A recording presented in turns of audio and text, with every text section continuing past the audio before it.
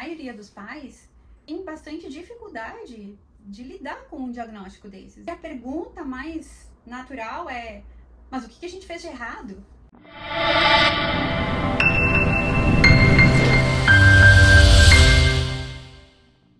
Naturalmente, e ainda bem, a maioria dos pais não deseja e tem bastante dificuldade de lidar com um diagnóstico desses. É triste, dependendo como é dada a notícia, é traumatizante. Por quê? Porque quando um casal engravida, eles estão sonhando com esse bebê. Na realidade, quando corre uma gravidez, quando se pensa num filho e aí se prepara uma gravidez, existe primeiro o bebê imaginário, e é importantíssimo que ele exista, e existe o bebê real. Esse bebê imaginário, ele parte a partir do momento em que esse casal conversa, que eles sentem se mexendo na barriga, a partir do momento em que se pensa o quarto, que se compra as roupinhas. Então isso já está se construindo na mente daquele casal como vai ser esse filho. Posteriormente, quando acontece a hora do parto, né, e se corre todo mundo, a mesma coisa os outros familiares, né, que cor que vai ser o quarto, como é que vai ser isso.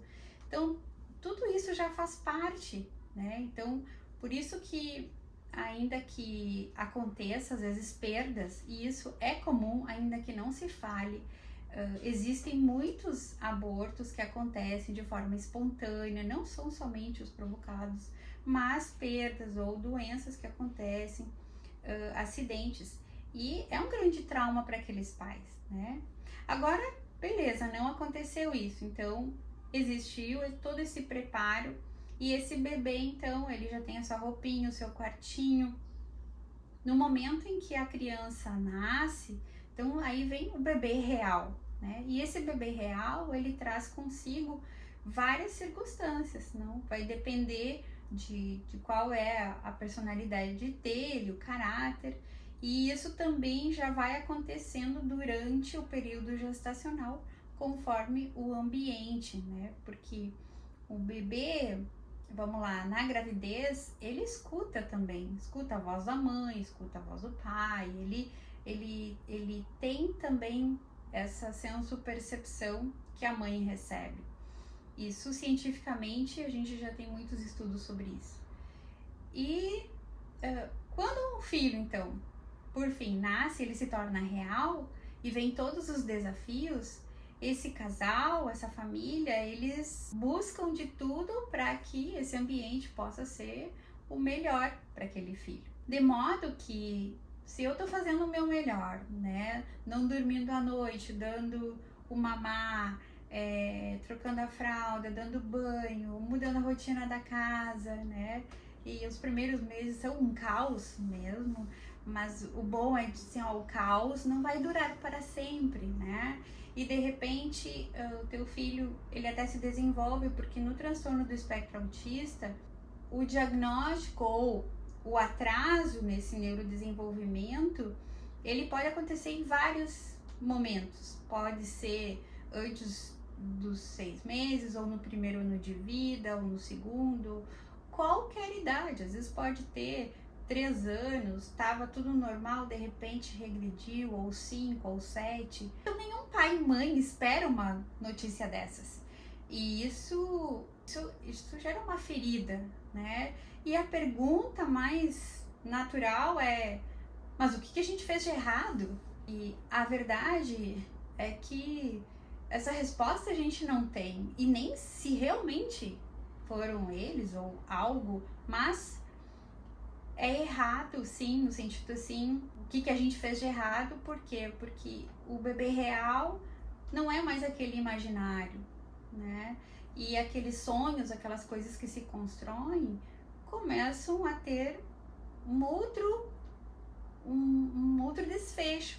E isso traz vários conflitos, tanto pessoais, principalmente maternos, mas também paternos, também em relação ao casal, né? E também nas famílias. Não é muito comum eu ouvir que a avó não aceita, que a tia rejeita, ou os primos, ou que deixaram de conviver porque o fulaninho é muito diferente, né? É muito difícil. Esses são os pais que eles precisam.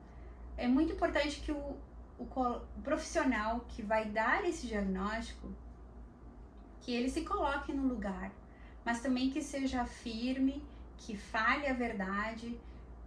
Uma coisa que eu percebi nos últimos 7, 8 anos, que eu trabalho muito com famílias que lidam com essa dificuldade, me impressionou eu ouvir a quantidade de colegas meus que não davam o diagnóstico, mesmo já estando tratando há um bom tempo, porque tem muitos médicos que têm medo de falar, porque ninguém quer dar uma notícia dessas, né? Então por isso você tem que ter coragem, mas não falar também para aquele pai ou mãe que está vendo que tem alguma coisa diferente, isso também é muito angustiante. Eu lembro, foi algum programa que eu assisti há muitos anos atrás, que pais também podem sofrer muito se eles não têm um diagnóstico ou algo que oriente, né, do que se eles tiverem. Mas a realidade também é que quando a gente tem um diagnóstico e aos poucos não cabe outra coisa a não ser aceitar, é muito difícil de lidar. Então, a melhor coisa que se pode fazer é a gente falar a verdade, mas falar com amor, acolher, tirar dúvidas e falar que vai ter várias etapas.